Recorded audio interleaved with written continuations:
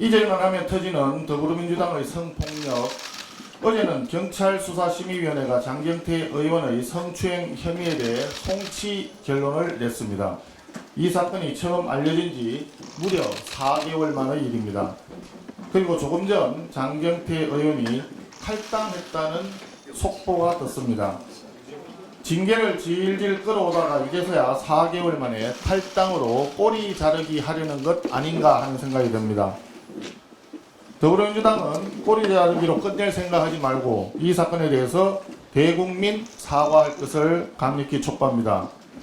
아울러 국회가 성폭력 근절에 대한 확고한 의지를 다짐하기 위해서 여야 합의로 장경태 의원을 윤리위에 회부하여 국회의원직에서 제명할 것을 제안합니다. 한편 전재수 의원이 피의자 신분으로 검경 합수본의 소환조사를 받았습니다. 민중기 특검이 통일교 윤영호 본부장으로부터 진술을 받은 지 무려 7개월 만입니다. 똑같은 진술을 같은 시기에 받은 권성동 의원은 그 사이에 구속이 되었고 기소되어 벌써 1심 판결이 났습니다. 이것이 과연 공정한 것입니까? 야당에 대해서는 정광석화처럼 수사가 이루어지는데 반대로 살아있는 권력 앞에서는 항상 느림보 수사가 이루어집니다. 민중기 특검이 사건을 은폐하고 합수본이 미적거리면서 증거인멸 시간을 벌어주는 동안 전재수 의원은 밭두렁에 사무실 컴퓨터 하드디스크를 버리고 부산시장 선거에 뛰어들었습니다. 합수본의 수사가 전재수 의원에게 면죄부를 주기 위한 요식 행위로 그친다면 국민들께서는 절대 용납하지 않을 것입니다.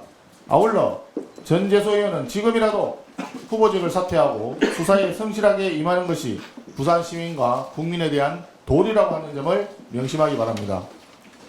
지금 이재명 정권이 추진하는 사법 파괴, 검찰 해체의 본질은 장경태, 전재수 의원처럼 살아있는 권력에 대한 수사를 방해하고 힘없는 사람들만 수사하고 단죄하는 불공정한 세상을 만드는 결과가 됩니다.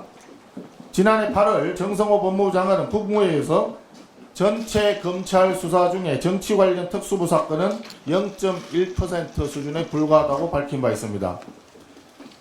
이 말은 많이 잡아야 0.1%의 극소수 일부 사건 때문에 99.9%의 일반 범죄 수사 기능을 약화시키고 마비시키는 검찰 해체하겠다는 것인데 이것이 과연 온당한 것인지 공정한 것인지 국민들은 묻고 있습니다.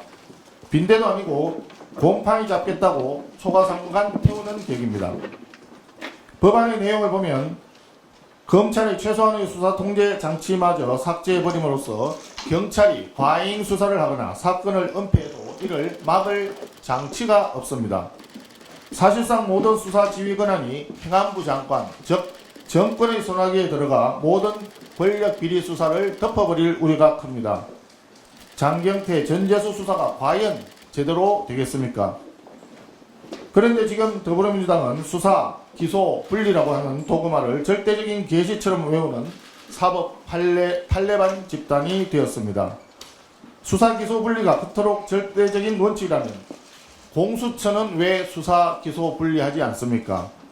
또 특검은 왜 수사, 기소, 분리 추진하지 않습니까?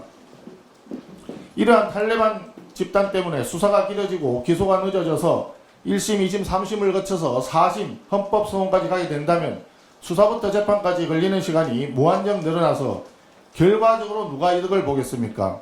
조주빈이 웃고 구제역이 웃고 온갖 파렴치한 범죄자들만 웃는 세상이 되는 것입니다. 그에 반해서 변호사비를 댈 돈도 부족한 서민들과 범죄 피해자들의 고통은 엄청나게 늘어나게 됩니다. 이득을 보는 집단은 정권과 범죄자들이고 힘없는 국민들과 야당은 무한 고통을 받게 되는 결과가 됩니다. 이것이 올바른 나라입니까? 이것이 정당한 것입니까? 국민의힘은 사법정의 실현과 국민의 기본권 수호를 위해 끝까지 소리치며 싸워갈 것입니다. 금리 관련해서 한마디만 더 드리겠습니다. 미국 FOMC에서 기준금리를 동결했습니다. 동시에 물가 전망을 2.7%로 상향하고 인플레이션 진전 없이는 금리 인하가 어렵다고 분명하게 밝혔습니다. 연준의 이번 결정은 단순한 금리 동결을 넘어 고금리 장기화 가능성을 시사하는 명확한 신호입니다. 이에 따라 어제 원달러 환율은 17일 만에 처음으로 종가 기준 1,500원을 넘어섰고 주식시장 변동성도 확대되고 있습니다. 고환율은 중동 전쟁으로 인해서 갑자기 촉발된 것은 아닙니다. 이재명 정부 출범 후 작년 하반기부터 1,400원대 후반 고환율이 고착되어 왔습니다. 이 고환율의 근본 원인은 관세 협상 실패에 따른 연간 200억 달러 외화 유출에 대한 우려, 대미 투자 압박을 받게 된 대기업들의 달러 환전 보류 등 여러 요인들이 있습니다.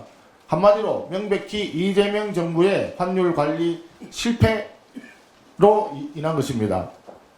문제는 이번 연준의 금리 동결로 한은의 금리 인하 여력이 제약되고 에너지 수입 의존도가 높은 우리 경제는 물가 상승과 경기 둔화가 동시에 나타나는 스태그플레이션 위험이 더욱 고조되고 있다는 점입니다. 이처럼 고금리, 고유가, 고환율, 경기 침체라고 하는 복합 경제 위기가 고조되어 있는 상황에서 정부 여당은 스태그플레이션 대책을 비롯한 경제 정책에는 관심도 없고 사법 파괴, 검찰 해체, 대통령 범죄 지우기 이러한 정량에만 몰두하고 있습니다. 민생 경제에 쓰나미가 몰려드는데 한가하게 정치 노름에 열중하고 있는 집권 세력의 무책임한 행태를 국민들과 함께 강력히 규탄합니다.